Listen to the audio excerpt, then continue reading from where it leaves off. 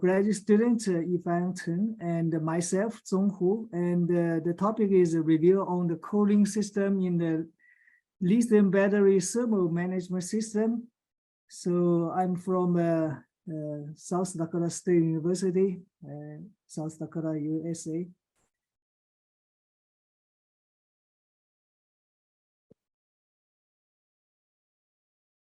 And as we know, so the electric vehicle market expanded day by day, and conditions such as battery heating of the electric vehicle are widely concerned by people. So today I just want to briefly explain the thermal management system in the battery package and of the electric vehicle. And for this topic, I will just briefly introduce some lithium battery thermal management system, and within the system there's the cold air-cooled battery thermal management system, and the liquid-based system, and phase change material-based battery thermal management system, and also heat pipe battery system. And finally, so there's a novel battery thermal management system design, and with the conclusion. And the first picture, so this is a typical design of the physical model from Biadi. So that's a very famous Chinese electric vehicle maker. And so underneath there's a lithium battery. And this is a typical physical model of Tesla electric vehicle system. And usually for the battery, lithium batteries in the electric vehicle, so there's several causes can be cause the battery fail. The first one is mechanical abuse. For example, there's a penetration and crash of the battery. And the second one is electrical abuse. For example, with internal short circuit or overheat, overcharge. And the third one may be thermal abuse. For example, overheat or use it too long, so there's aging.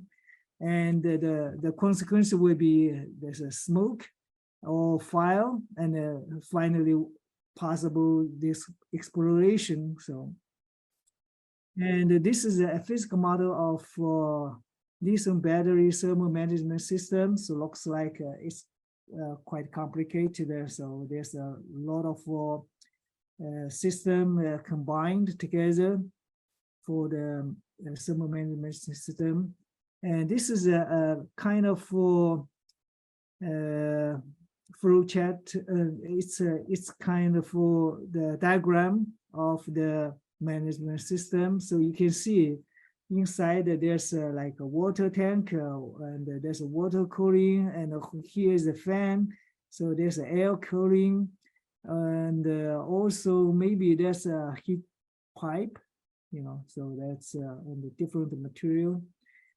Different system designed for fulfill the cooling system of a thermal management system. And the first one in the battery thermal management system is the traditional easy one, is the air-cooled. And there's two types of air-cooled. The first one is natural convection. So there's no any forced air, so air from the cooling side to the exhaust side. And another one is forced convection, so use some fan or some other things to drive the air, the flow. So here is a temperature comparison. So the first one is just a natural convection. You can see the temperature is much higher than the second one. Second one is forced convection. So the cooling effect is much better. And this is a kind of part of system showing the air-cooled battery thermal management system. So you can see this is the fan, So this is the fourth. And the next one, so this second one is liquid-based.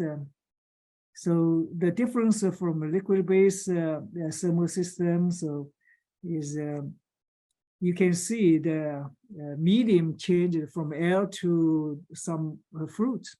So you can see, obviously, use liquid, the temperature inside the battery system will be much lower. And also, there's another parameter. If you increase the flow rate, so for example, this one is flow rate is 0.02 meter per second, and this one is 0.01 meter per second.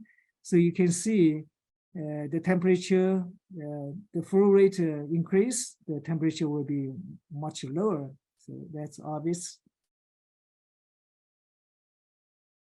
And the next one is the phase change material as the thermal battery thermal management system. So the reason is when we use the phase change material, so during the phase change of the material, so they will absorb the heat, the thermal energy. So that's reduce the temperature. So that's from this curve you can see. This is lower, and this is the air cooling. Yeah, so that's obviously works. And also, this is the kind of a physical picture of each of the phase change the material. So you can see it's kind of a porous structure material. So when it changes phase, so they are not expanded too much, so they have a void, porous.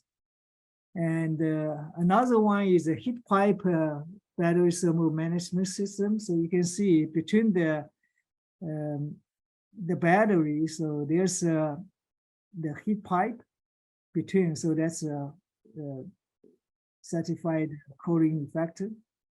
And last one, we can consider some novel design for the battery thermal management system.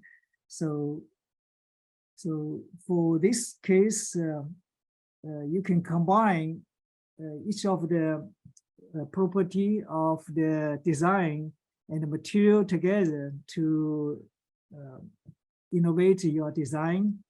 So improve the cooling effect. And finally, so this is the summary. So we introduced several different kind of cooling system in the battery thermal management system. But the conclusion is for the single battery thermal management system, you can improve the system to meet the cooling needs of the battery pack through using the higher thermal conductive material. That's one. Another one is we can integrate multiple cooling methods together to develop a new cooling system. And finally, so if you are interested, so recently I'm in charge of 3 special issues for the journal. So if you're interested, you can submit your paper to publish in the journal. So the first one is the frontiers in thermal energy. The special issue is enhance the thermal conductivity material. And the second journal is biomimetics. So the special issue is bio-inspired design for structure application. And the third one is a journal of composites science. And the special is theoretical and computational investigation on the composite materials. So thanks for your attention and the time. And I think the organizer said, so when you have a question, so you can post it to the chat room. So later on,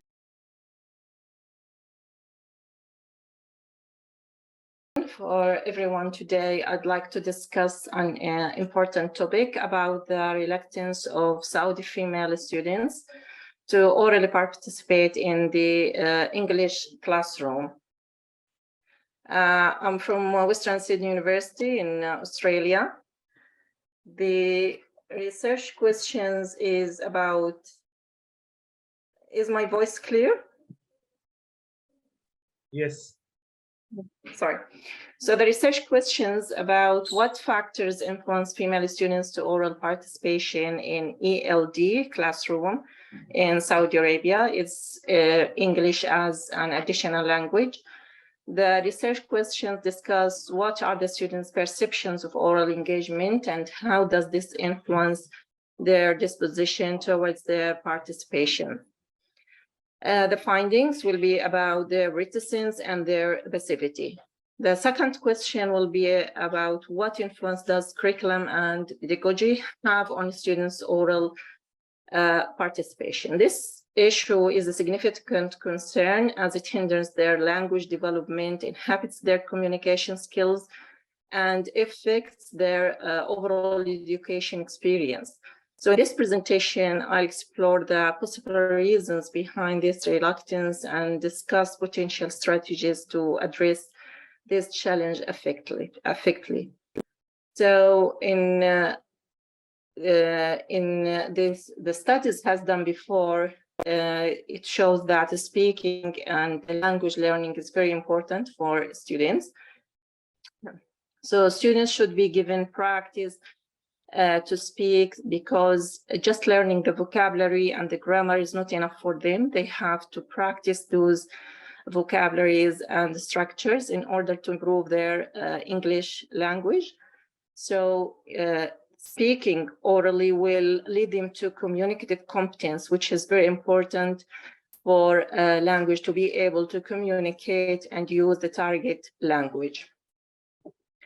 Also, the importance of the classroom participation and interaction is very important, because limited exposure to spoken English will limit their linguistic ability, and the teacher wouldn't be able to know if the students understand or not the lesson.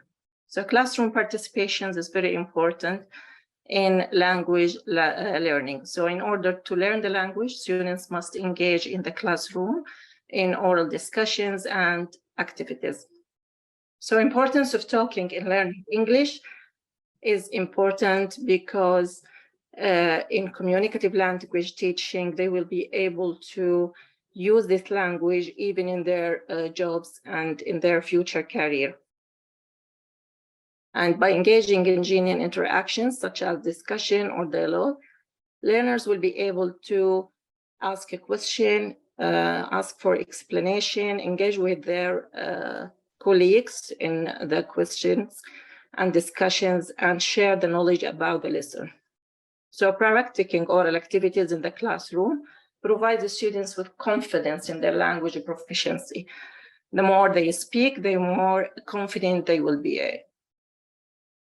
So students' reticence means a concept that refers to students' non-participation. They are passive, quiet, and this problem hinders their development of oral proficiency in English language learning. So students who lack confidence, they may fail to be engaged in oral communication. The lack of confidence is due to their passivity in the classroom. This research, I've used a mixed method questionnaire and interviews. The questionnaire includes 100 female students and interviewed with 20 students and 4 lecturers at the Northern Borders University in Saudi Arabia. Due to COVID-19, the study conducted online, and the data analysis was using SPSS, frequency, and correlations. And for the interviews, thematic analysis were used to analyze the data. In this study, I've used 2 theories for Bourdieu and Vocal. For Bourdieu, we have 3 concepts: habitus, capital, and field. For habitus refers to the socialized and internalized dispositions, behaviors, and perceptions that individuals acquire through their upbringing and experience. It's the result of the interplay between an individual and social background and their engagement with the social world. So in case of Saudi Arabia female students, their habitus is shaped by cultural norms, expectations. So the habitus influence their attitudes, self-perception, and comfort levels in engaging and speaking English activities. For capital, in Bourdieu's framework refers to the various forms of resources that individual possesses and can draw upon to navigate social structure and achieve social mobility. It's not limited to economic resources, but also include cultural, social, and symbolic dimensions. So in this context of oral participation, the students possess different forms of capital that it influence their willingness and ability to engage. So cultural capital, such as language skills and knowledge, can influence their confidence and proficiency in spoken English. Social capital, such as supportive relationship with teachers and peers, can also encourage their participation. The field refers to the social space in which individuals and the groups interact and compete for resources and positions of power. It emphasizes various social contents such as educational institutions when individuals engage in social relations and power dynamics. So the English classroom can be seen as a field where students and teachers interact and power relations come into play. Within this field, the existing power structures and cultural norms shape the students' participation patterns. So the dynamic of field can influence the students' perception of their role, their agency, and the level of comfort they feel in participation orally. The second theory is for Foucault, with power, discourse, and knowledge. So power for Foucault goes beyond traditional notions of power as domination or control. Instead, power is operating through social relations and practices. Power is not solely held by individual or institution, but it's spread through society. So in the context of this study, power relations can influence a student's willingness to speak up. Power operates through social norms, shaping the behaviors and the choices of individual. So here, the power between the students and the teacher, that students show their power in their reluctance. Discourse refers to a system of knowledge and the way in which language is used to produce and shape meaning within a specific social context. In the English classroom, discourse plays a significant role in shaping expectations and behavior of the students. The dominant discourse may prioritize written English skills over oral proficiency, leading to devaluation of oral participation. For the knowledge, Foucault understanding of knowledge emphasize its relationship to power. Knowledge is not static or objective, but is shaped by social, historical, and cultural context. So in the context of this research, knowledge is not limited to factual information, but include language skills, cultural understanding, and communicative competence. The construction of knowledge in the classroom can either empower or hinder certain forms of knowledge and modes of expression. So in the context of female students, this framework highlights how power structure can shape their behavior and participation in the English classroom. Because power knowledge framework explore the relationship between power discourse and knowledge production. The findings of this study shows, the first finding is the contradiction between students' attitude towards oral participation and their reaction and performance inside the classroom. The belief about oral participation, students have positive attitude toward oral participation. They expressed positive attitude. They recognize its importance for language development and communication skills. They believe that actively participating in oral activities could enhance their English proficiency and boost their competence. However, They are passive because of their low English proficiency. So a significant number of students cited their limited English proficiency as a major factor contributing their reluctance to participate orally.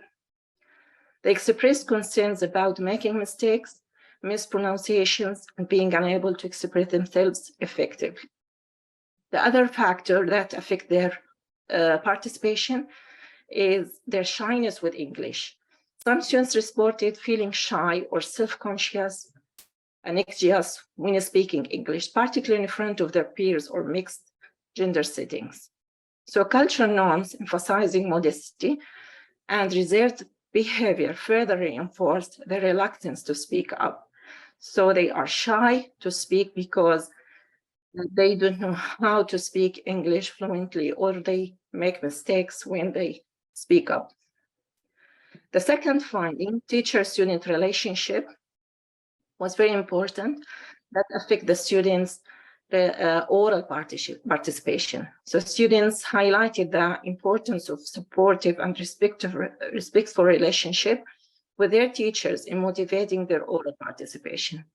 So when students felt comfortable and valued in the classroom, they were more likely to actively engage in oral activities.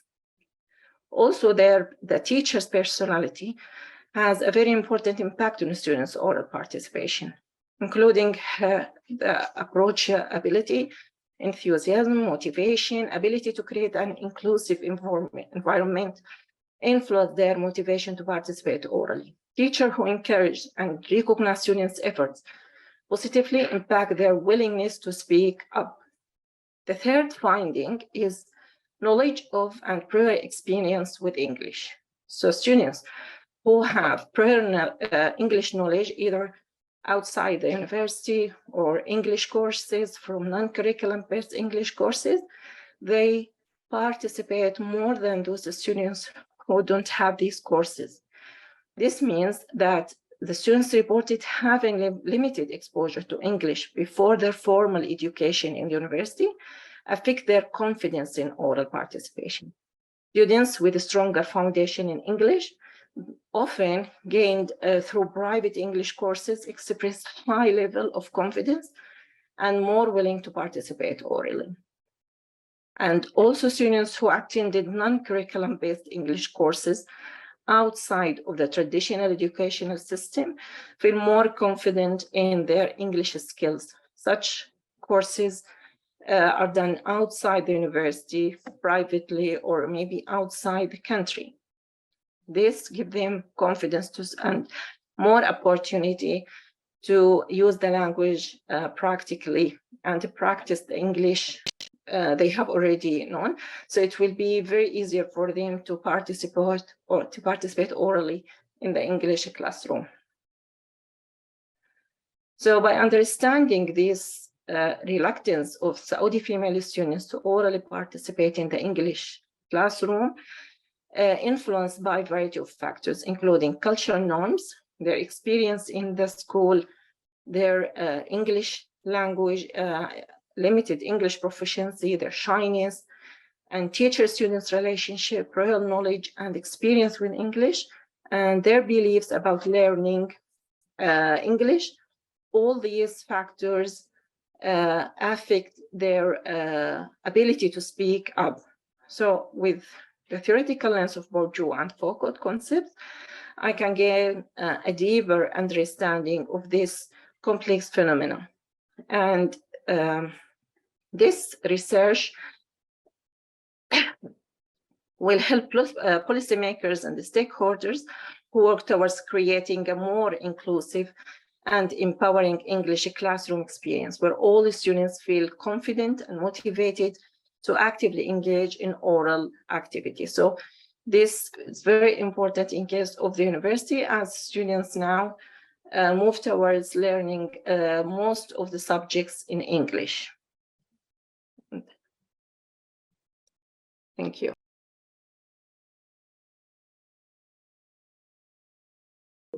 This is the study paper in which is a collaborative work of Professor Geeta Joshi and myself, Mohini Patil, on the review of statistical methods for data analytics.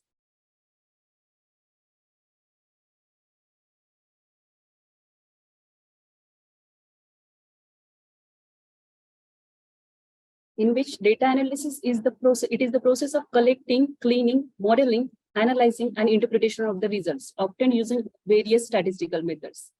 There are 5 steps involved in the data analysis. That means first one is establish the question. Second one is the collection of data. Third one is the cleaning of data. Fourth one is the analyze the data. And fifth one is the interpret the results.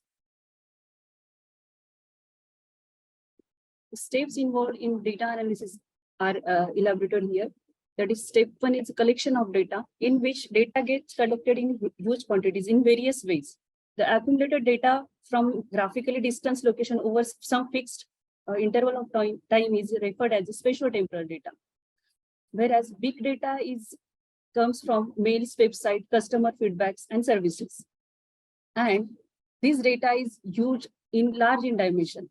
If dimensionality reduction is not applied, then it will be a curse of dimensionality. Next, after this collection of data, we have to clean the data using various techniques. Next, I will be taking step 3, that is analyze or pre-processing of data, in which depending upon the analysis, that is classification or regression analysis, we can apply various methods such as regression analysis, Monte Carlo simulations, factor analysis. One of the major method in it is a data reduction, which includes 2 types of data reduction, that is feature selection and feature extraction. Next one, the normalization technique. It also plays vital role in evaluation of performance measure of accuracy and precision of any applied model. Last step in data analysis is interpretation of results. For researchers and data analysis plays key role to interpret the reliability of research for decision making and problem solving. Next one, I will hand over to Geeta Joshi. So in this paper, we are further going for feature selection study. Feature selection basically is important whenever the number of features are there in the collected data, and we must retain only the important features that are in the feature selection. So we need to have a subset of features. This is required so that the storage space that is required is lesser, and it also reduces the training time. It also avoids the overfitting of data and improves the accuracy. So it is important to have good methods for feature selection. Now, when we are doing so, there are 3 types of feature selection methods: filter method, embedding methods, and wrapper method. We have compared these 3 types of methods in our paper. Basically, filter methods is based on the intrinsic property of the filters. So every feature is studied for its intrinsic properties, like variance. A number of methods like chi-square test, information gain come under this particular filter method. The drawback of this particular filter method is that it is not deciding based on the relation with the target variable. Whereas in embedding method and wrapper method, the target variable is kept in view. So in the wrapper method, we have a number of methods which optimize the classifier performance. Whatever is the classifier performance, that is kept in view, and the wrapper method is used. So it is more based on the real problem. It is solving the real problem. The method that are included in the wrapper method are the recursive feature elimination methods, whereas in embedded, we take up an objective optimize the method. The example for embedded system is the decision tree.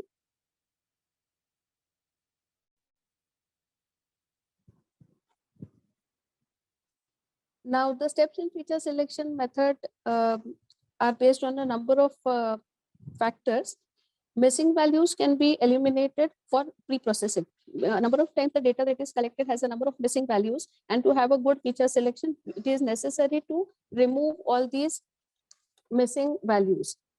It is also important to have we have to calculate variance of the features, and only the features which have very high variance, we can decide upon a particular target set, and only the features which are having variance above that particular number are selected in the final study.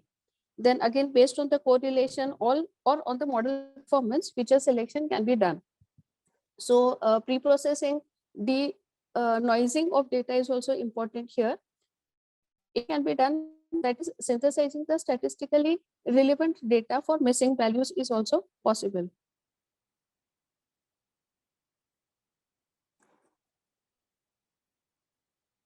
Next thing is feature extraction. It aims to reduce the dimensionality of data, creating new features by summarizing old features.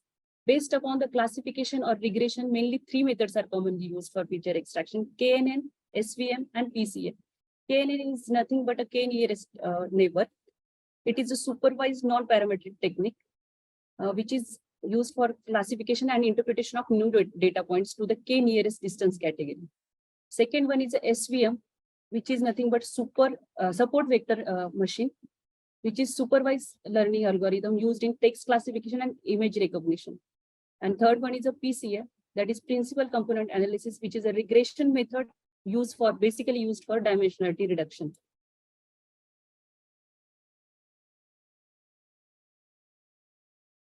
Next, I will hand over to Geeta Joshi. We have a number of ranking methods that can be used, and we have studied three important ones, that is TOPSIS, VCOR, and Prometheus. Whenever we have multi-case decision making, a number of criteria are to be evaluated, and there's a conflict between selection of criteria. In that case, it is important to rank the criteria and rightly optimize that particular ranking. So here we have used this TOPSIS method, which is the technique for ordering preference by similarity to ideal solution. In TOPSIS method, Euclid from ideal solution is used, and the greatest distance from negative ideal solution is calculated, and based on this, ranking of all the criteria, the options that are available that are ranked with this. The second method that we have studied is the VCOR method, which determines the best of FI and the worst FI values for the criteria functions. Here the computation is based on the SJ and RJ, which are weighted and normalized using the Manhattan distance. Also for this, Chebyshev distance is used, where WI are the weights of the criteria, and the DMs are expressed using the preferences as in the relative importance of criteria. Ranking of alternatives is done, and sorting is done based on the S and R minimum values. Likewise, Prometheus is also studied in our paper, which is based on the pairwise comparison of alternatives in respect to each of the defined criteria.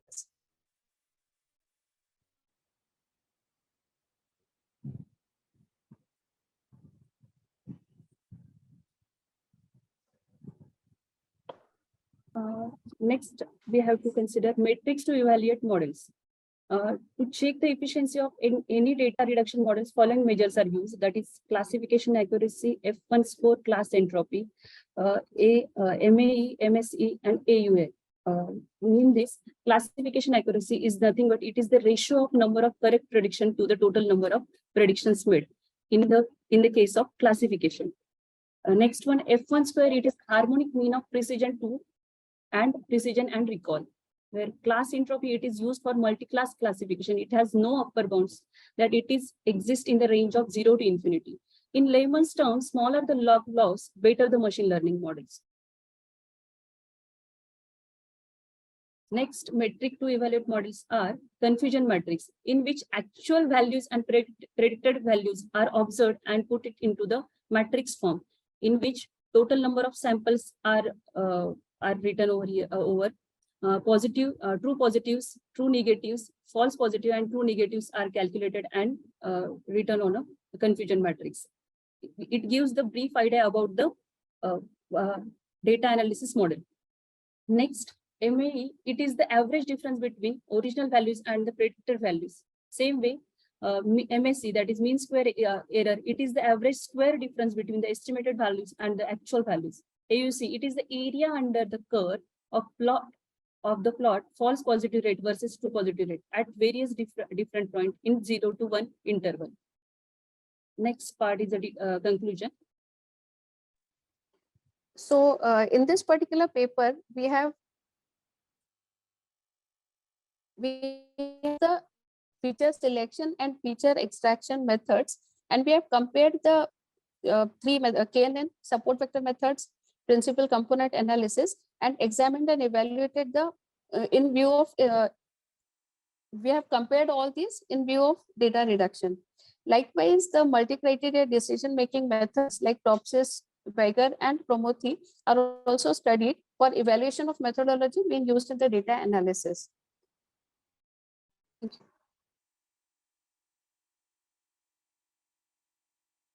Here are the references that we have used for the paper.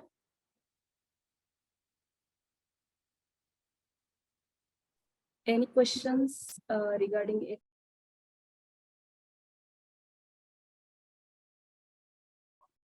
Yes, myself, Chaya, from Yes, IIT Roorkee, Can you make it full screen, please? India. And I am presenting this paper along with my co-author Ejar Alam and Anuj Kumar. Here, the main approach for the research is to substitute something which will help in terms of raw material mitigation with regards to preparation of pulp and paper products.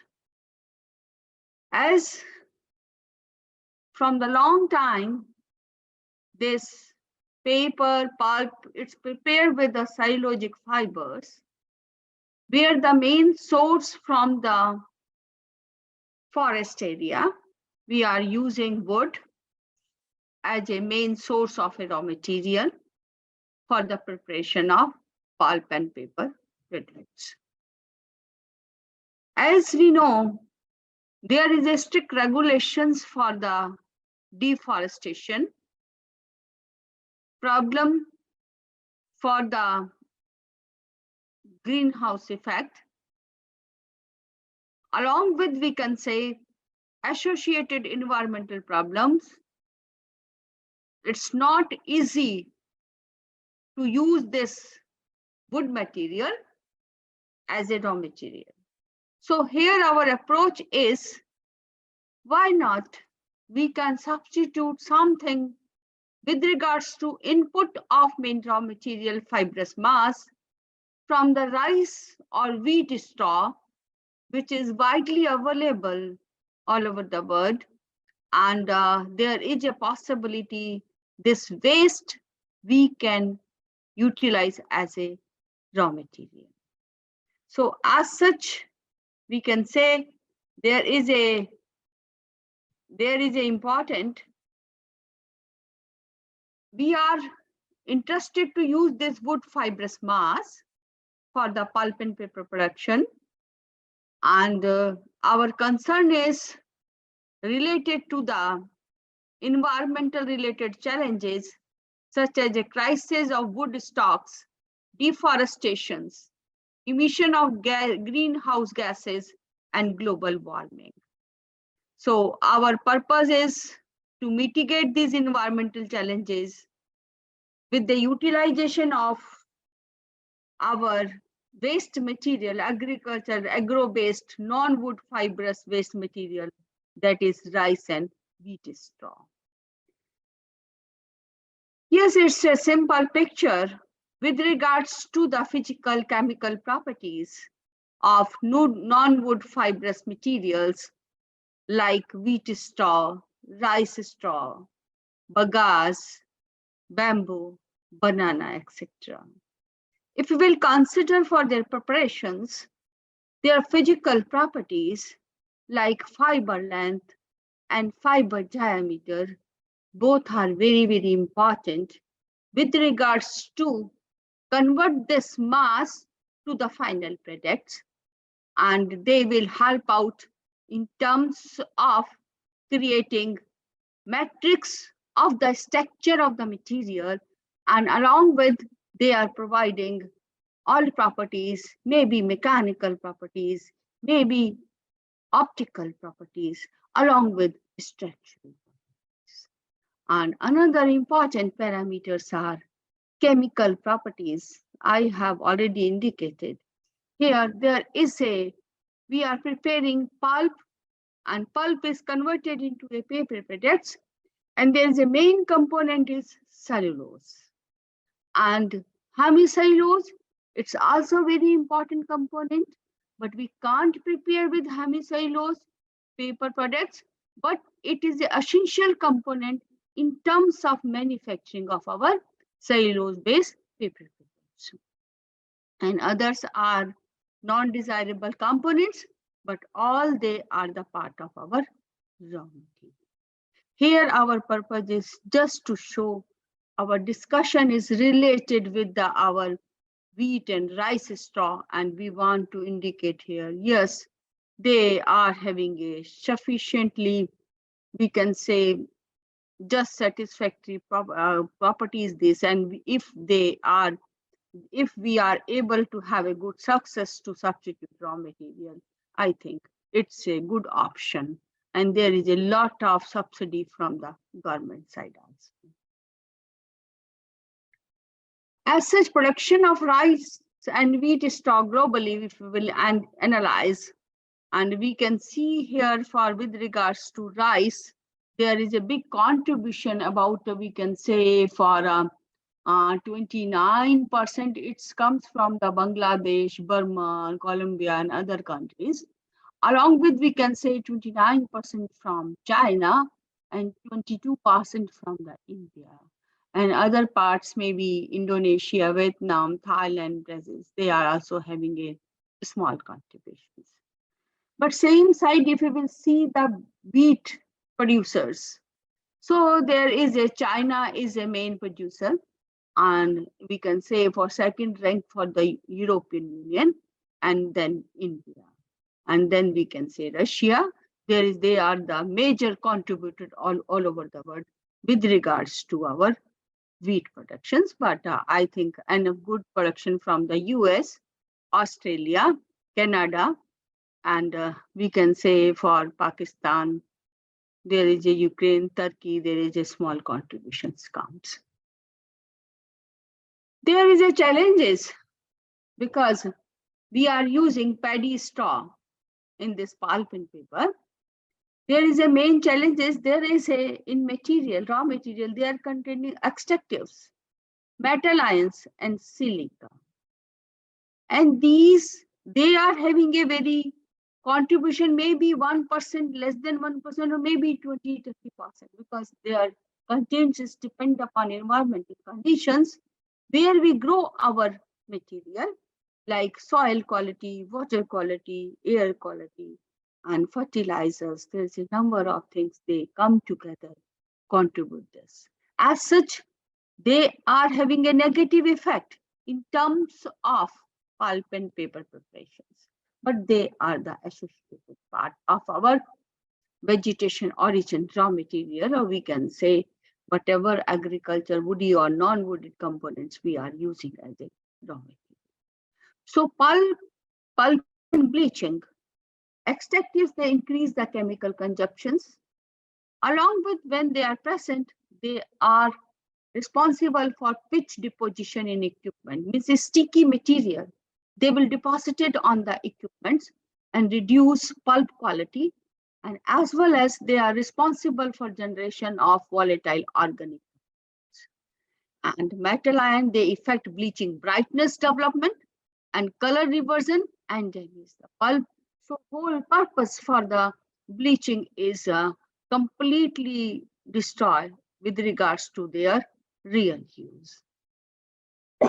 In recovery boilers, because if we will consider for our pulp and paper preparation, recovery section, or we can say it's a unit operation, it's playing very important role with regards to environmental management for the pulp preparations.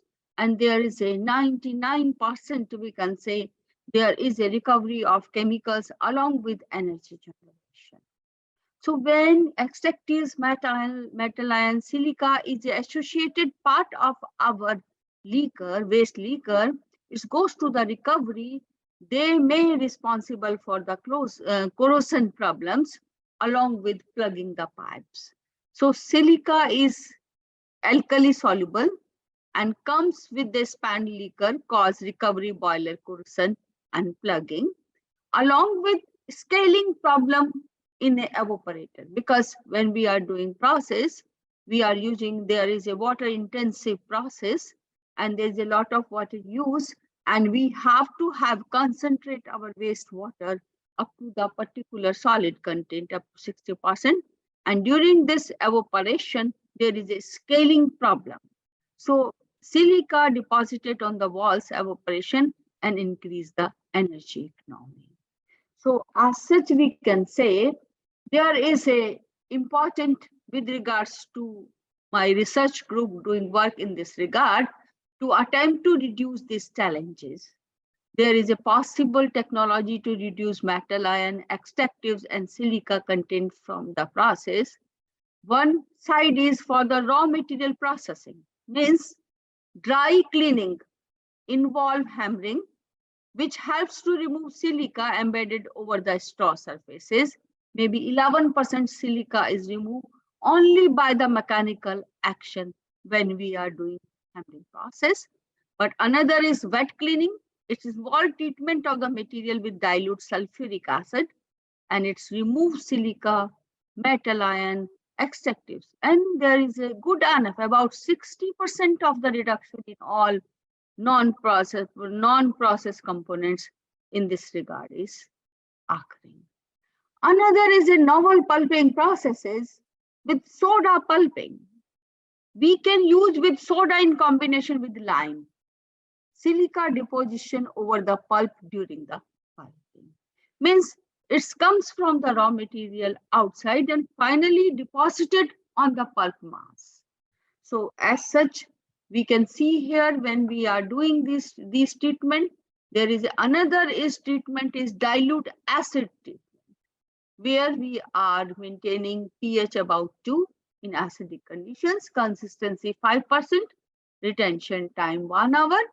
And we will see the benefit of this treatment, reduction in metal ion extractive silica content above 60%. Alkali saving in a total processing about 3 to 4%, and improve yield, total production yield 5 to 7%. As such, we have also analyzed their Gurley porosity. What is the porosity of our sheet matrix structure? Folding endurance, how much time we can unfold our material like currency. Another is a burst index. There is a how much pressure is required to bursting this material final product.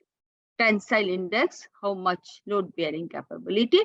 Elongation, how we can elongate it, how long we can elongate it, our fibrous mass, whatever we have prepared through the processing.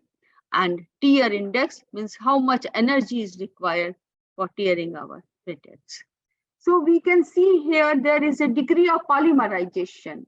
This graph indicates degree of polymerization of pulp mass, and we can see here there is a pulp samples, and with degree of polymerization we have plotted, and we can see here degree of polymerization of soda pulp of untreated and acid pretreated material were found to be a 1441 and 1624.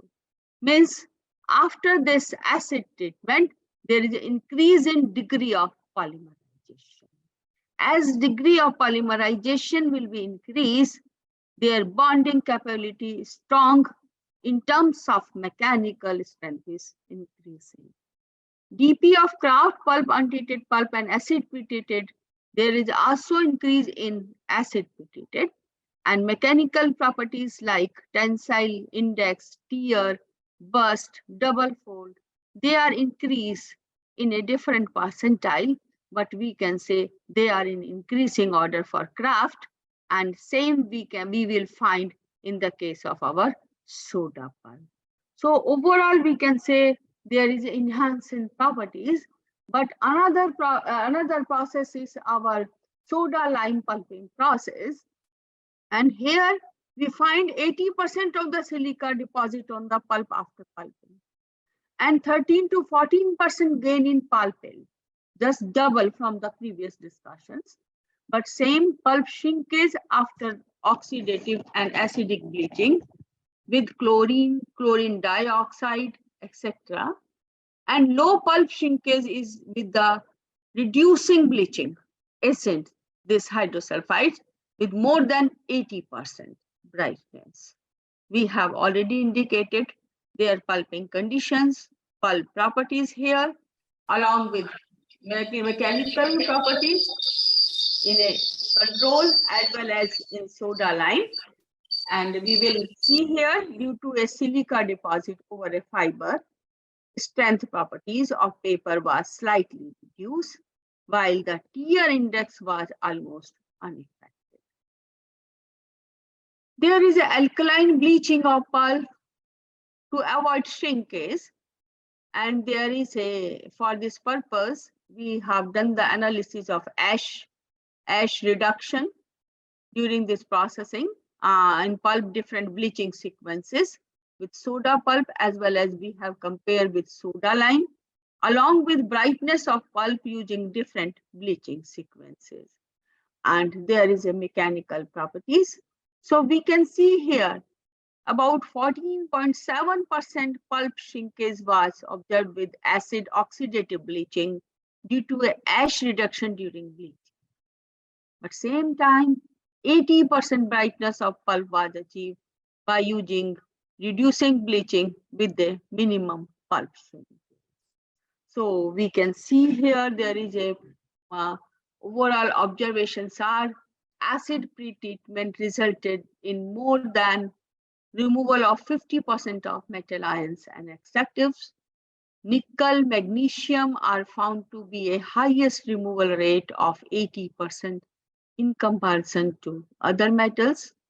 Optimum process parameter like pH, 2 consistency, 5% retention time, 1 hour was generated with minimum hollow cellulose degradation. It's very important because for our product process engineering, for the product production, is hollow cellulose playing most important role and more benefit in terms of removal of metal ions and extractives.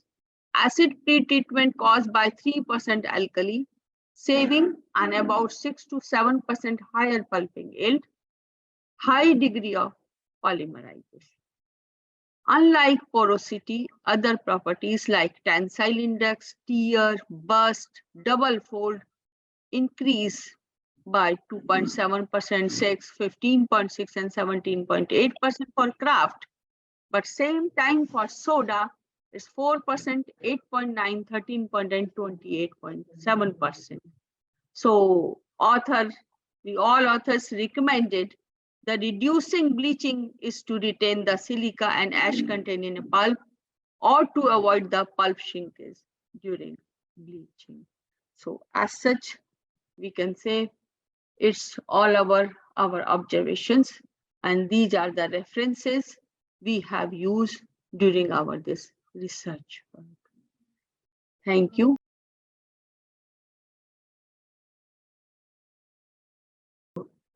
First of all, let me thank you, the coordinator, for arranging the conference and the participant. I welcome the participant for a short session, say for 10 to 15 minutes. I'll take not more than 10 to 15 minutes because I have deleted most of the technical slides or mathematical slides. So I think the topic is very much clear, like it is a very simple topic. We are using basically the machine learning model for the delivery of meal delivery forecasting. So if I say the terminology we use here is the machine learning. Now, first question comes in mind, why machine learning we use at all in most of the applications nowadays? Because it's very extensive used, I think. Most of you know that machine learning, AI, deep learning anyway, is widely used. So because of the prediction analysis, we use to predict the futures. In this application, we have predicted the supply chain in the meal delivery systems. So because of nowadays large number of data are generated and we use the normal method is not possible to predict the analysis. So machine learning, the best way to predict the future of or to demand supply base. So basically, we use 4 steps in the machine learning. Already, I think it was explained by Ms. Patil and Geeta, I think. More or less the same steps. Input data we should have analyzed then analyze the data. Then we find the pattern and prediction and we store the feedback of the data. So basically, there are 3 types of. We have the machine learning category. We have supervised, unsupervised, reinforcement learning. In supervised, we have labeled data. We can apply when we have a labeled data. Unsupervised, we use the unlabeled data. And for reinforcement, we use the feedback system to analyze. So what is changed in the recent year? Because of in the recent year means the last 5 to 10 years, large volume data are generated and stored in the machine or the industry. Data may be structured, unstructured, or then the traditional method is incapable to analyze these data. So a computational, because of we use machine learning because the computational capability of computers and other things are increased, and we use newer approach to experimented and to analyze the data based on the historical data or predicted data. So a extensive literature survey been taken out. This is a part of a MTech dissertation work by my student Divyansh, and say I'll not go word by word, but if I say a survey paper 19, in this 123 articles, they've surveyed and made a conclusion that the application of machine learning supply chain is still growing and uneven. So based on that, we started the work, and further we have carried out the research or the analysis research review. Then we got a one paper of 2021 that also conducted a review on machine learning in supply chain, because this is related to the supply chain. And we got the inferences that the observing the rising trend in ML in supply chain. So 2019, it was indicated that there is a scope in the supply chain. Again, there was a survey paper, and the observation is that the number of studies in ML and SCM means management, still supply chain management, still less, means there is not much, there is a lot of scope to work in this area. So based on this, we have framed the objectives. So, or the research gave, or the objective may be the next problem statement. So research gave based on the above that the application still is in developing stage in the supply chain. So we can choose different machine learning algorithms can be applied. In this, we have only used 4 machine learning algorithms based on the observation. This paper will focus on the machine learning model. We have chosen neural network, linear regressions, decision tree, random forest. We can go for many more models, but we have analyzed for this only the 4 models, and analyze that which model is the best for forecasting the supply chain, the meal supply chain forecasting. So basic aim is to for the client point of view, aim to help these centers, because there are meal delivery company which operates multiple cities all over the world, even continental also. So based on their demands and the dispatch order, if we can predict the future of demand forecasting in the upcoming week or upcoming month or the next day, at least they can plan, the client can plan the stock raw material accordingly. So this was the main objective, keeping in mind. We have carried out the analysis, the student has carried out the analysis and got some conclusions. So for that, I think let me approach what we have used. Basic approach is we need a data. So there are 2 types of data. Either we should have a real-time data, which is a bit difficult. We have to go to company have to share the data. That is also possible. Here we have taken the data from a website, Kaggle website, well-known data site, and link is given from where we have taken the data. This data collection, after the data collections, we have analyzed the data. and separated the data. And data is available in 145 weeks. And weekly number of orders for particular meals, which are classified into 4 classes. Basically, we have taken this Thai, Indian, continentals, and Italians are estimated. There are 4 country data we have analyzed. First is the Thai, then Indian, continentals, and the Italians. So method we have used, the model already said that we have analyzed these data with the 4 machine learning models like linear regression, decision making, and neural network, random forest. And finally, we have compared and concluded which one is the best results and why. Because of every machine learning, every model, they have pros and cons. So briefly, I have explained for the reader point of view, the basic, every model, they have pros and cons.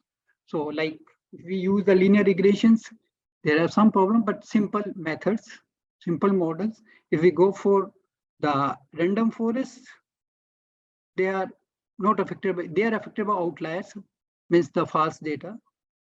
They are well non-linear. If the data is non-linear, this method is best suited. Basic purpose of this slide is we cannot say based on the data. Means if it is non-linear, we can say neural network is the best. If we can say the data preparation required less time required, decision tree is the best. So based on the data, means whatever the data we have taken from the Kaggle website, and we have concluded or we have analyzed the 4 basic machine learning algorithm and got some conclusions. So there are some cons also, difficult to interpret and difficult to interpret the basically neural network random. And based on that, these are the methodology we adopted. First step is the data collection. So data is collected from the websites, then a cleaning process. There are methods, clean the data. Then we have a feature extraction engineering. What are the features we have to extract? Then we analyze the data pre-processing, and we apply the model for applications and evaluation the model. So based on that, so if I go back one slide on data, like data set is from the Kaggle, these are the values I'll show graphically. What are the attributes we have in this data? Then we have done some analysis of EDA, we call it exploratory data analysis. Based on that, we have categorized the type of data, type A, type B, type C data.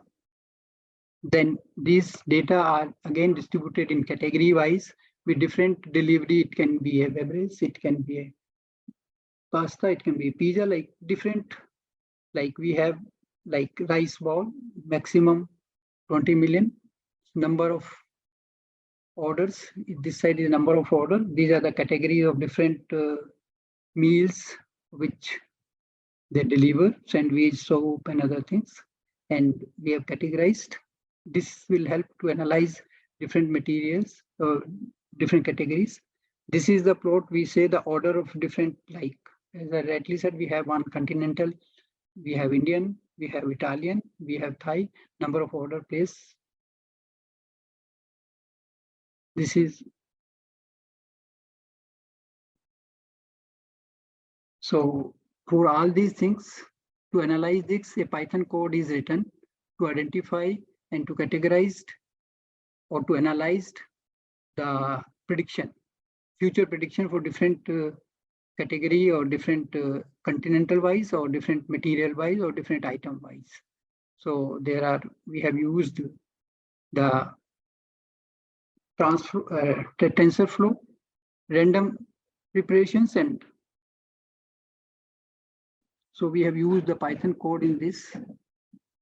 Then we have analyzed the comparison, the performance of different machine learning algorithm based on the 3 score, variance score, mean square.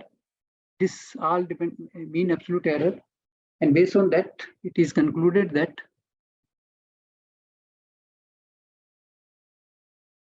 these are the machine learning graphs. And we have concluded that the model random forest model give the best accuracy on the data set. So if we compare, the mean square is the best for the random, and the error score is less compared to the rest of the three decision tree, neural network, linear regressions, and other things. So it is concluded that based on the data available on the website. So if we conclude that the random forest gives the best accuracy on the data set, and works linear data set fails gives the good results, and which shows the data set is non-linear in nature. So basically conclusion is the same, and this is the results forecasting number of orders for the meal delivery company can be best done by random forest. So we can apply the random forest techniques to forecast the meal delivery system. Using this, it will help the company to predict the number of orders well in advance so that they can be ready for the exception of the supply chain. So these one-line conclusion, and these are the reference we used mainly to help the work. And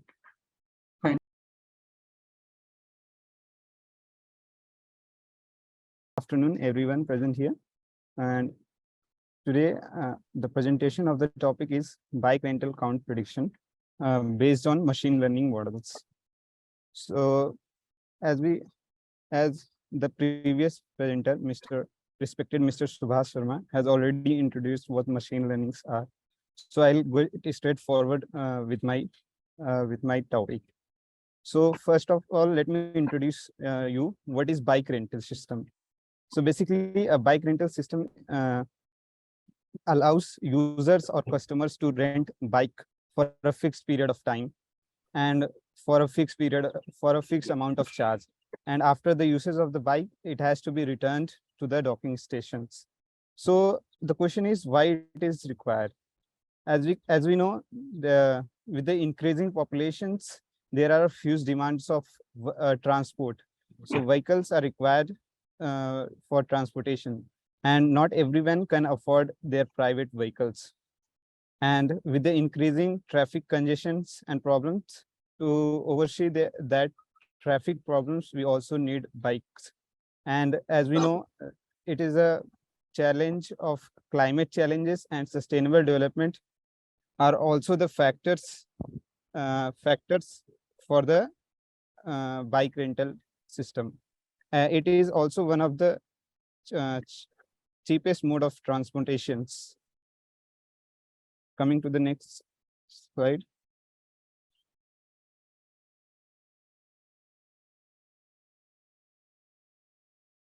So here is the brief study of the previous works that have been done.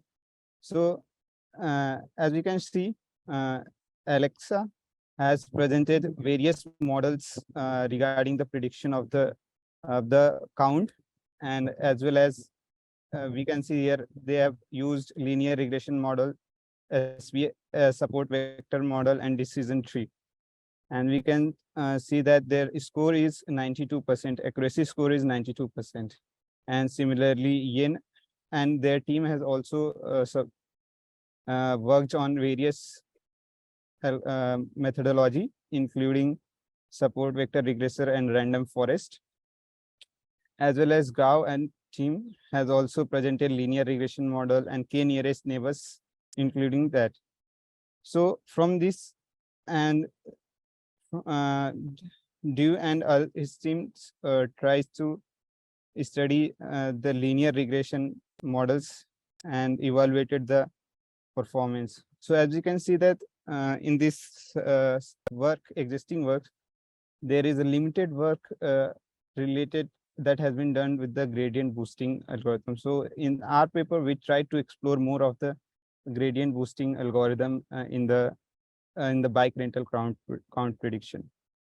So as our problem is, so bike rentals have variable demands day by day, depending upon the day and whether on a particular day there is a holiday or not, and weather conditions.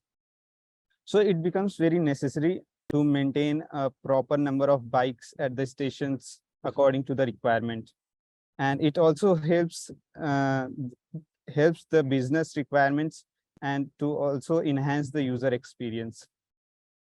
The objective of this study is to predict or to forecast the demand of the bike rental count prediction by integrating historical usage patterns and weather data. As we know that data is studied, knowledge discovery has been done. Like in this, we selected the data from the UCI machine learning repository, which has been collected from the bike sharing system. And then data has been pre-processed and data transformation has been done. Like the values, the attributes which have huge or large values are normalized and then included in the table. And then we use those transformation and data for preparing our models for the evaluation. So, and coming to the project design. So we have, after selecting the data, we have transformed the data into two CSV files known as day.csv and rcsv, which has been processed and transformed accordingly, according to the normalization processes. And then we built on those data to determine the patterns and the results. So according to that process, after we applied various machine learning models, algorithms like multiple linear regression, polynomial regression of 2 degree, and polynomial regression of degree 4, gradient boosting or regression, and auto ARIMA model. So, and then gradient boost, we have found that gradient boosting regression gives the best performance from its low RMSE value and high level of accuracy. Coming to the results and discussion. So after assessing the model, we found that the multivariable linear regressions showed a moderate level of accuracy, while regression with the polynomial transformations shows of degree 2 and 4 shows 71.76% and 38.9% of accuracy respectively. So the gradient boosting regression model outperformed the multivariable linear models with an accuracy of 94%. As you can see in the table, it is the comparison between the different models and their accuracy and the RMSE values. So conclusion and the future scope of these studies. The study implicate that the model displays a considerable level of forecasting ability and can account for a substantial proposed the variability observed in the target variable. So the gradient boosting regression model is the best performing model in terms of accuracy, and second to that is the linear regression model with the polynomial transformation. And we propose that we enhancing techniques like XGBoost algorithm in the future to enhance the efficiency of the model. Here are the references that we have used for our study. Thank you.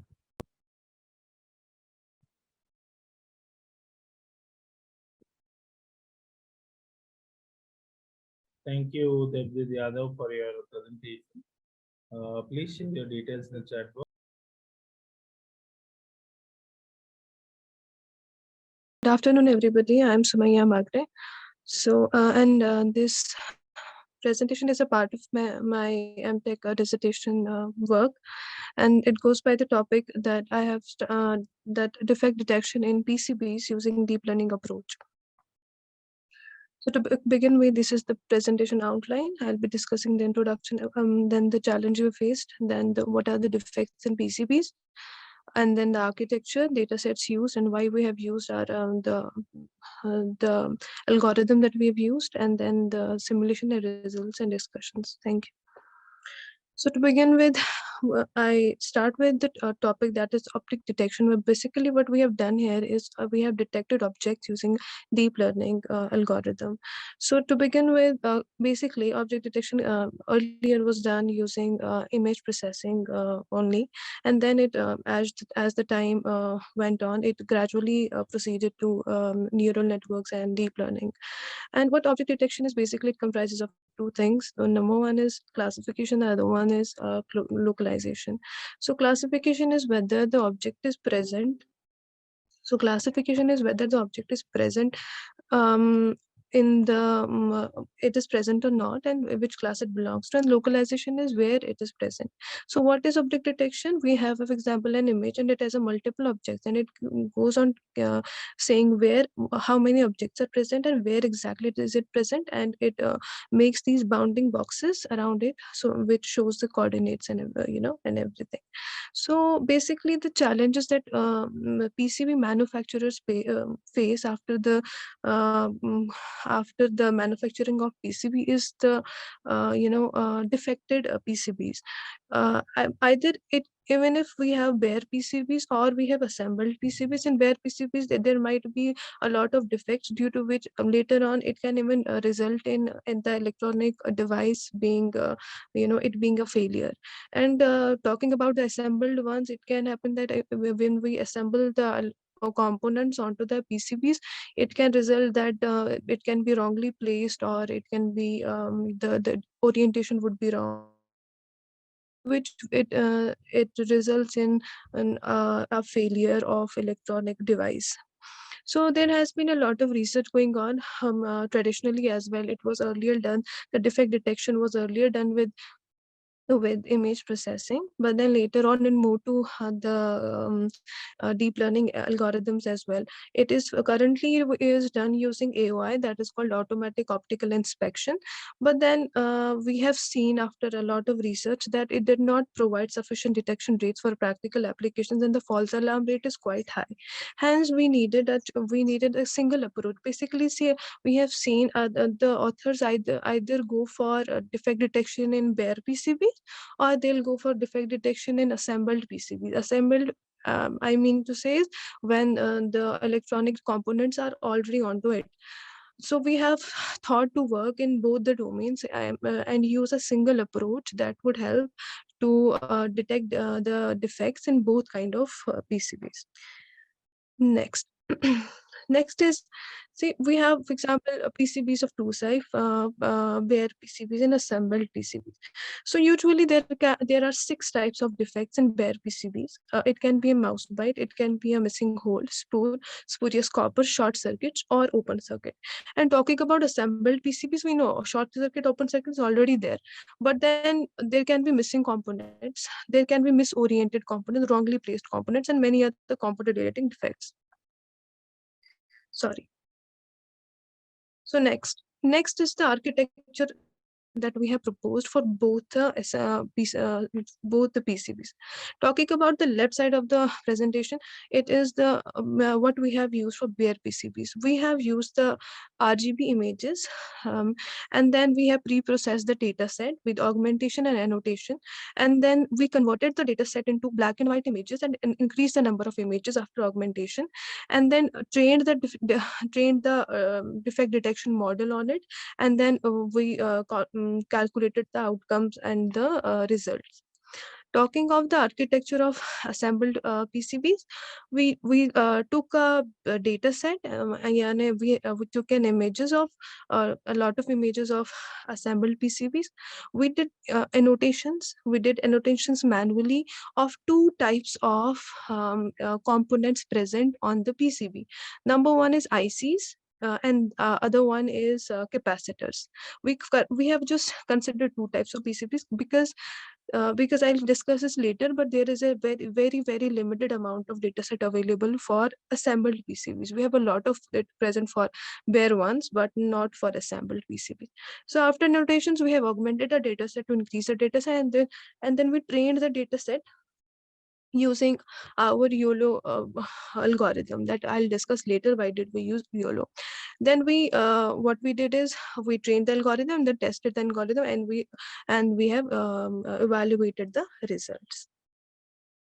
So these are the data set that have been used. Talking about the data set, the first one of bare PCBs, it comprises of 6 common defects that I've already discussed upon, and it has 693 images, but the annotated defects are 2953 defective regions, okay, in RGB format, and it has been released by Open Lab on human robot interaction of Peking University.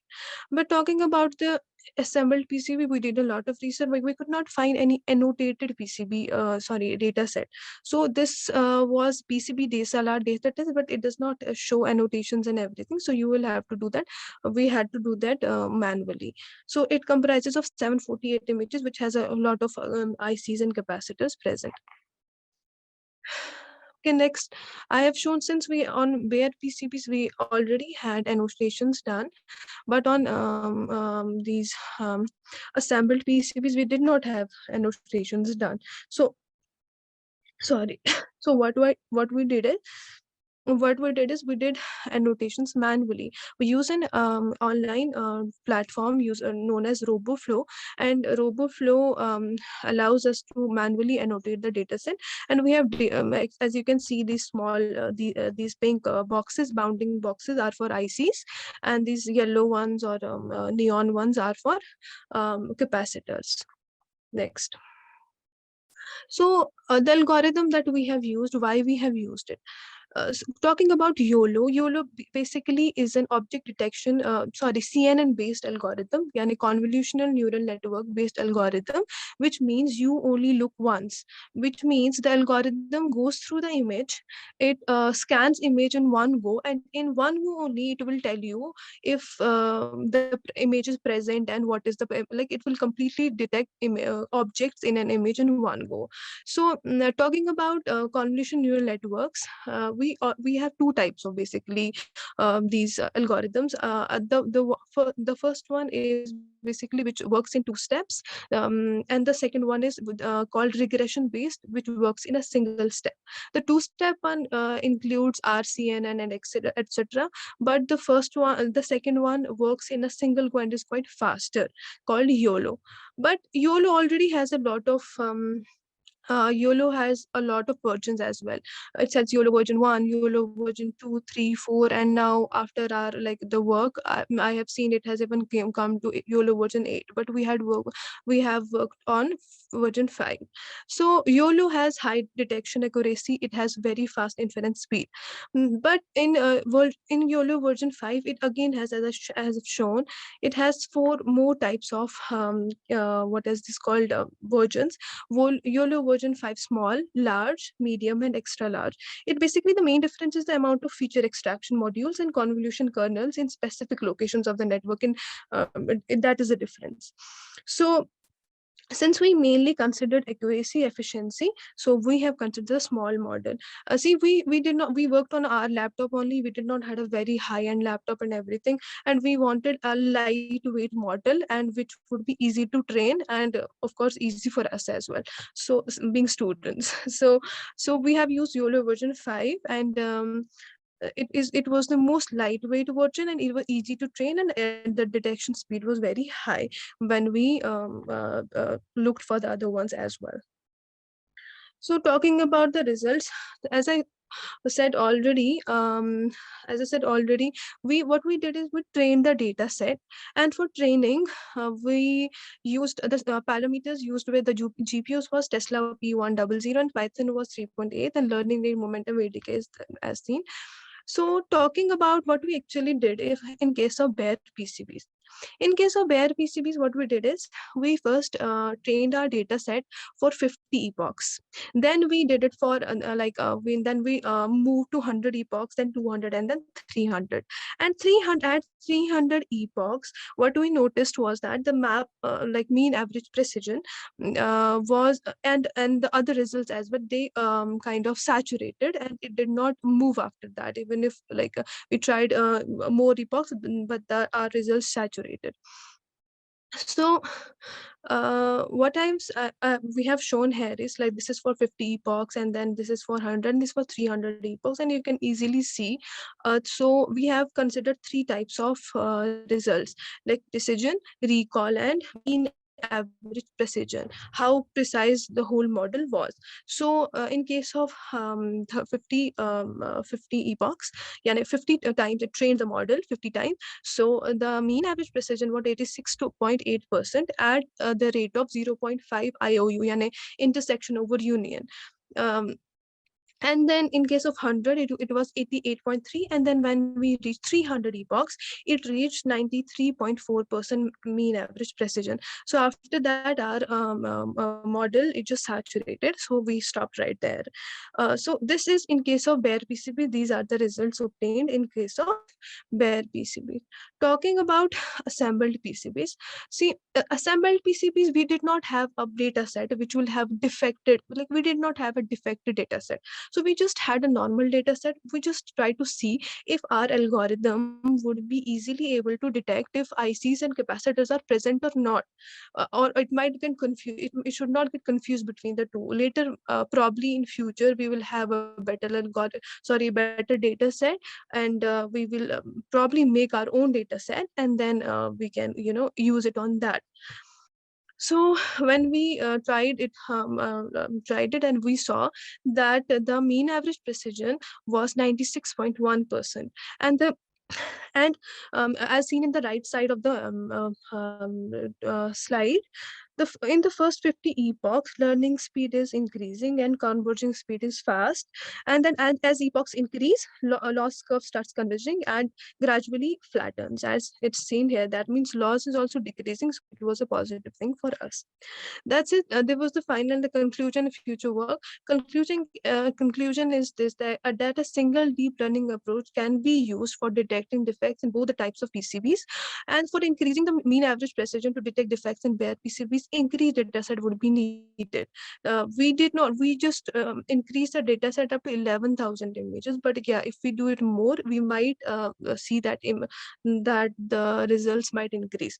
Also, there is a dire need of properly annotated, freely accessible dataset related to PCB assembly. Annotated dataset with component annotation and a faulty PCB dataset is not available.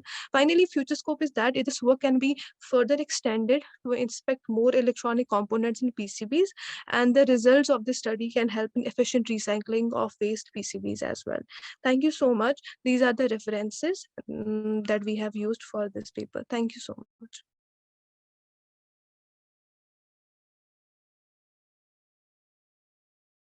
Department of Mechanical Engineering, Odisha University of Technology and Research, Bhubaneswar.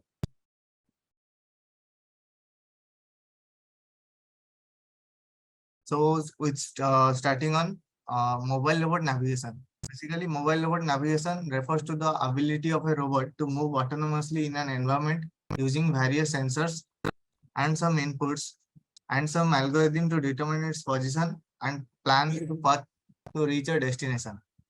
Navigation is critical component of any mobile robot system. It enables the robot to move safely, efficiently, and complete tasks such as mapping an area, performing surveillance, or delivering goods.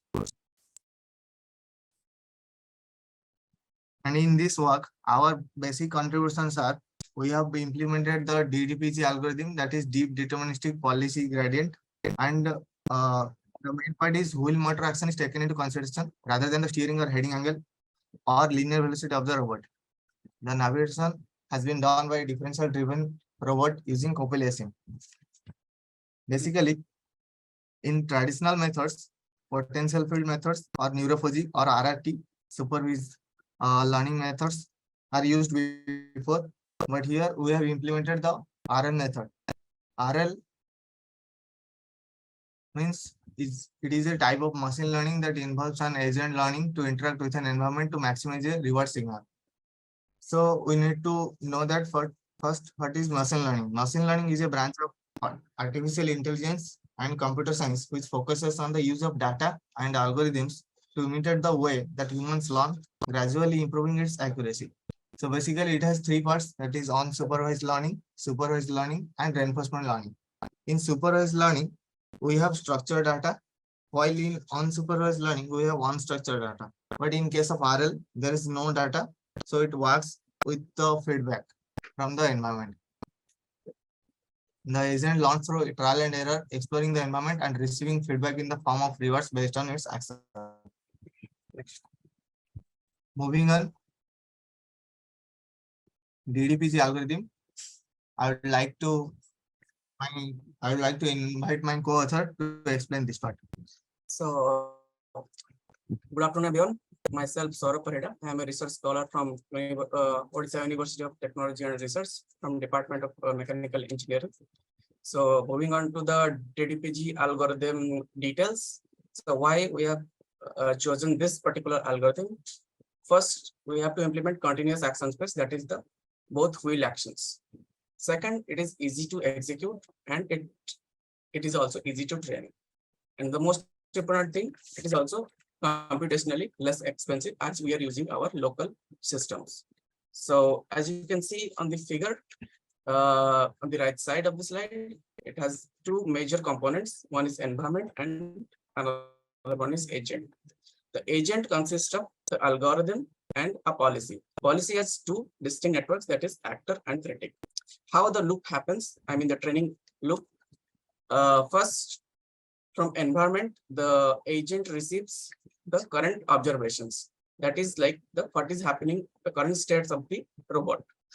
For example, it may be the distance from the obstacles, distance from the target, current heading angle, current wheel actions. From using that, the actor network predicts a sample action for each wheel. And that action is then again sent to the robot to update its position and velocity. The use of the critic network is again to read the state information that is coming from the environment and judge whether the actor network has predicted a good action or bad action.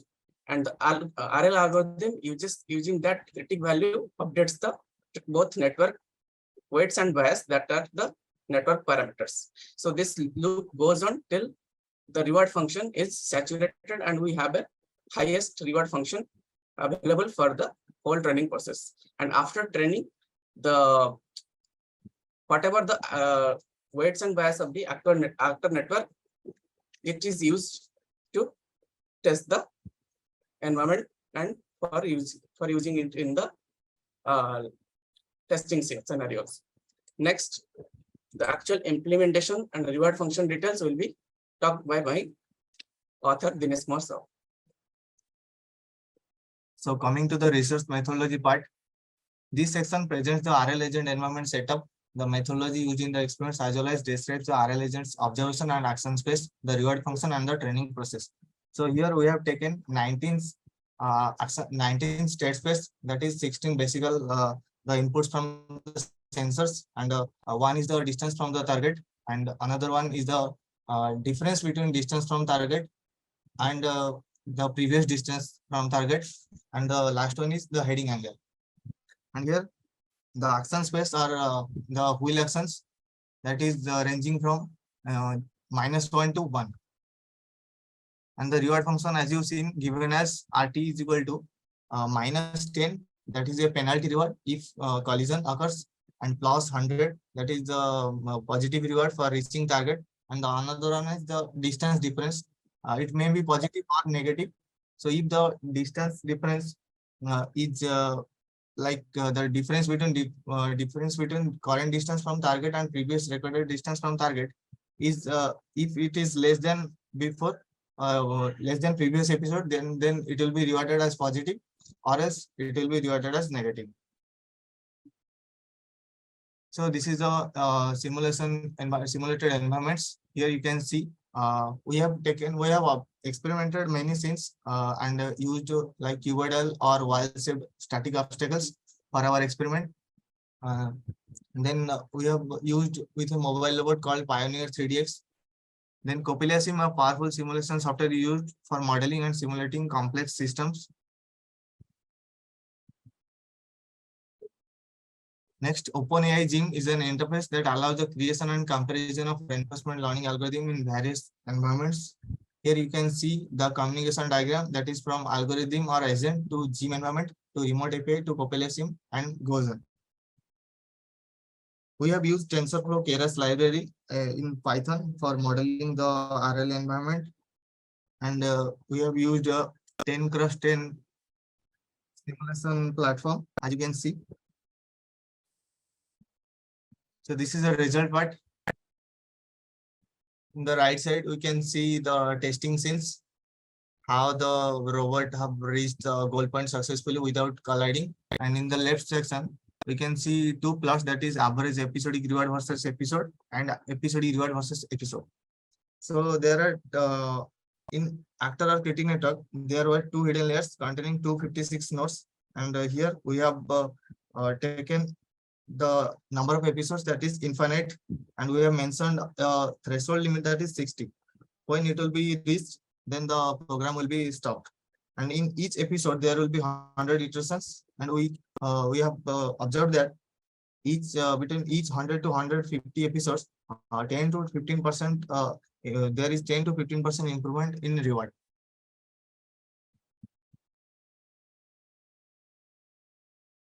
So moving on to the conclusion part, this work proposes a deep reinforcement learning based algorithm that only accepts sensor data and also some data like heading angle and different distances, and can navigate in environment that are unknown to the user. The virtual world studies show how successfully people may learn on their own without supervision by using their surrounding as their classroom while avoiding collision with impedance. The robot may independently traverse its surrounding. And the future work, I'll say the experiment with dynamic surrounding will be expanded upon and applied to the real world in the future. Thank you.